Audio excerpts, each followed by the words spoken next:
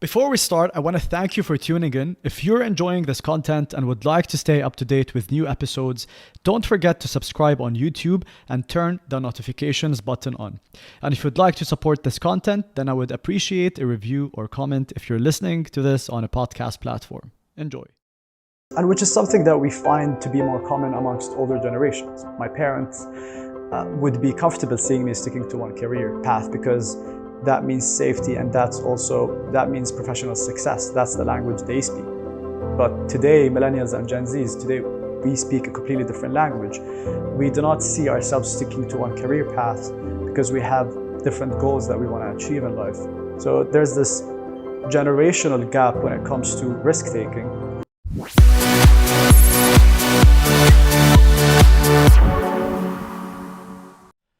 Welcome to a new season of the One Day Podcast. I'm your host, Omar Almajali, and each week I'm here to discuss powerful concepts around business, mindset, or life, and often share the stage with some of the brightest and most interesting minds of the Middle East to help me do so. Happy to have you here. Enjoy this one.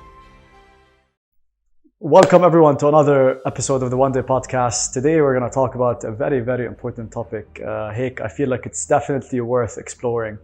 And it's this whole idea of taking risks in life. We live in the prime world of entrepreneurship where it's all about risk taking. We are constantly being bombarded with and surrounded with messages encouraging people to go for it, to take risks, to not look back, to take that leap. And everything we do in life to some extent has some degree of risk to it, right? Whether we are committing to a relationship, moving jobs, relocating to a new city, pursuing a passion, everything has a risk. But for the episode, the focus will be on taking risk when it comes to our own careers or pursuing our own passions or purpose, because it's been a theme that I have discussed in season 1 of the podcast, and I've found that people were engaged with this sort of topics. Okay, Salah, I'm not sure where I stand in terms of this risk topic. I tend to go back and forth between being super pro, jump, take that leap, do not look behind, because there's this bit of excitement, I guess, and charm in trusting in the unknown. And there is, and risk at the end of the day is a muscle that we need to exercise every once in a while. On the other end, I'm also aware that there are realities that we live in today that we need to account for when we take these jumps. Yani if all of a sudden I decide today that I want to leave my 9-to-5 job to pursue a passion, let's say filmmaking, and take on a new entrepreneurial endeavor. Okay, that's cool to think about. بس لو واحد ياخذ هيك قرار في شغلات معينة الواحد لازم يفكر فيها قبل ما بس to take these jumps, right? There are some considerations that we need to take into account before making such jumps. For example, there are financial implications. Am I willing to give up my current financial stability for a passion? There are, for example, relationship and partnership aspects of your decision that you need to weigh in and that you need to think about. Assuming I'm committed and I am in a relationship, would my decision have an impact on this sort of commitment that I have with this person? Because in a relationship, to some degree, if it's a serious one, you need to think for two. I would say my outlook on the risk theme is middle ground, meaning not being super risky and jumping into things blindly, but also not being afraid of taking risks in life. So the position of where I am today is about taking calculated risks in life, meaning yes, I will take risks, but they won't be blind risks. They won't be romanticized risks. It won't be going all in and I'm not thinking through some of the factors that I need to calculate and consider that could have an impact based on this decision. And on this, I remember in one of my season 1 episodes with Hassan Sheikh, who's a media personality, we were just talking about that. We were having a discussion around my passion for film, and he basically questioned me and asked me, why am I not pursuing this full-time? And he said, why aren't you going all in? And his perspective on the situation that people need to throw themselves at their passions and pursue them all in as a non-negotiable, instead of dipping their toes in the water and testing the water out. And that's his school of thought. He believes that some of the biggest successes in life and some of the most successful people around us are the ones who throw themselves onto their dreams and they go all in.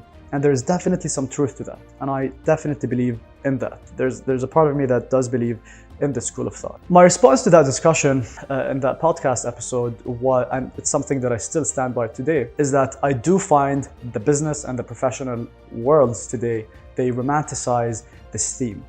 Do it, jump, do not look back. These are some of the things that we hear all the time. But I told him I can't just throw myself at this passion when I need to think about my job, I need to think about financial stability, I need to think about my career. There are some things that you need to think about. For example, I am here in Dubai with a solid income and a comfortable life, but I am in a 9-to-5 job that's not necessarily making me happy.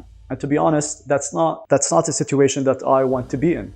And that's not a situation that I would recommend for people to be in. Meaning, I do not want to be comfortable because of a paycheck at the cost of potentially pursuing something that could make me happier, or something that I am more passionate about, or something that could light me up. At the same time, knowing that, I also do not want to all of a sudden shake up my world here and throw myself into the deep end in hopes that I can make a comfortable living out of my interests, which is film. So it's a balance. And this is where this whole notion or concept of calculated risks come in.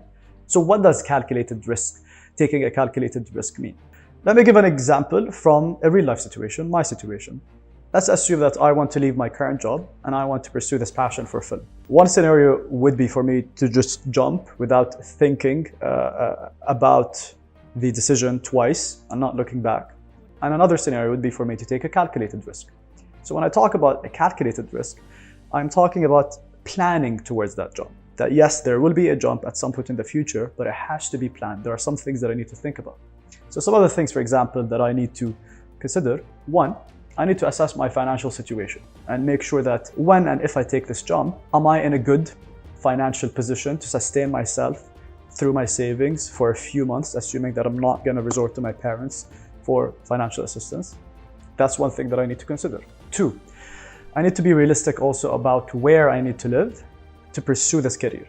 For example, today in Dubai, I don't necessarily have the connections in the film industry that I have back home in Jordan. So that might mean that I need to go back home to pursue this. Am I willing to go back home? If yes, till when? Is there some sort of a deadline? I need to essentially plan out the timeline around that. Thirdly, taking a calculated risk means that I need to do my due diligence. I need to do my research on the industry that I want to jump in before jumping blindly into it.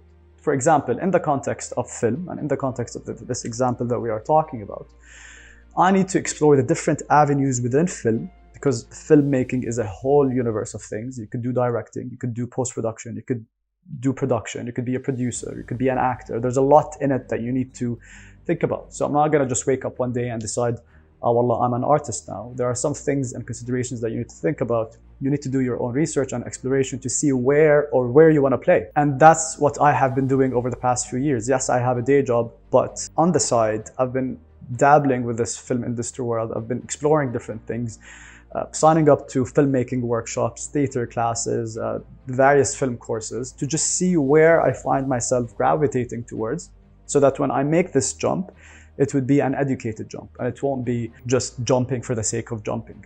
That's also an example of taking a calculated risk. So that's the whole thing about taking calculated risks. It's simply looking at all these different factors that you need to think about. You don't necessarily need to have the answer about those different factors at this point, but you just need to think about them. You need to think about the implications. I need to think about the implications of what I am signing up to. Meaning, if I decide to jump at an X date in the future, I need to be willing, I need to know what are some of the things that I am willing to compromise on. And I need to give this whole process just a bit more thought than taking this jump. And again, this is my own take on risk. Today, I am a calculated risk taker, but I'm someone who had to work on the risk levels to actually reach this point. I used to be more fearful about taking risks.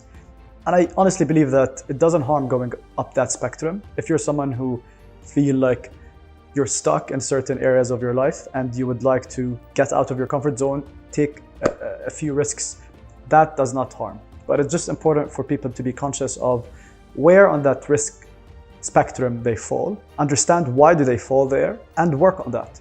So maybe here I can talk about why I am risk averse and not much of a risk taker. And I'm sure that you guys could resonate with some of my reasons, and that could help give you awareness around some of the things that you might need to work on. So first of all, I have fear that my passion would turn into pain. I'm just scared of, if I jump into film, that I would lose this passion towards the artistry and the craft because I am worried about my next paycheck. I do not want to be a desperate artist who is living paycheck to paycheck, being extremely worried about my next gig. I do not want to reach a point where I'm like, shit, I can't do this anymore, and I'd rather have a stable income and career. And listen, I know myself. I'm definitely willing to compromise on my lifestyle for the sake of pursuing things that I love doing or my passions. But there's only so much I'm willing to compromise on. And those artists we typically hear about in the US or in New York who couch surf and live at the bare minimal standards, I don't see myself doing that. And that's just me. Respect to those people who do not mind that, but you need to know yourself and some of the things that you are willing to compromise on and where do you draw that line. Secondly, the reason why I am risk averse, and I am sure that this would apply to a lot of people who are listening to this right now, it has to do with your upbringing. I wasn't necessarily brought up in a household that encouraged risk-taking. I wouldn't say I had the role models around me or in my close family who were risk takers or entrepreneurs. My father is someone who has loved his career so much that he has decided to stick with it for the most part, and which is something that we find to be more common amongst older generations. My parents would be comfortable seeing me sticking to one career path because that means safety, and that means professional success. That's the language they speak. But today, millennials and Gen Zs, today we speak a completely different language. We do not see ourselves sticking to one career path because we have different goals that we want to achieve in life. So there's this generational gap when it comes to risk-taking. And in particular to my household, yes, I don't think I was surrounded with necessarily the use cases that would help me become more of a risk-taker. And upbringing is something that plays a huge role to people's risk levels. Thirdly, the reason why I tend to be on the risk-averse spectrum is because of our culture. And I'm definitely generalizing here, but Middle Easterns, we tend to not celebrate taking risks because there is a huge amount of shame associated with failing. Our culture looks down upon failing for the most part. In the West, they might perceive failure as a learning experience, but for Arabs, failing is failing, and sometimes there's a lot of shame that's associated with that. So when you don't have a conducive, supportive environment that acknowledges the importance of failure in your process of growth, you won't grow up wanting to become a risk taker.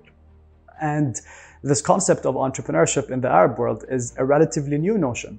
And because of that, I expect that the upcoming generation is going to be completely different than us. I would assume that they're going to become more risk takers because they are surrounded with role models and use cases of entrepreneurship around them like we never had before. And fourth reason, again, I could be generalizing here, but I would partially blame our school systems because failing or responding to a wrong question in a classroom is not the most celebrated either. You answer a wrong question in class, the teacher shames you, and then you're traumatized to speak up for the rest of your life. And this has to do with why people tend to be more risk averse in our culture or in our school system, because there is an association of shame with responding to a wrong question or taking the wrong step in your life. There's a lot more that we can talk about when it comes to this theme of risk, and I'm sure that I'm going to be making way more episodes on this. But as I have said, that's my personal take on the matter.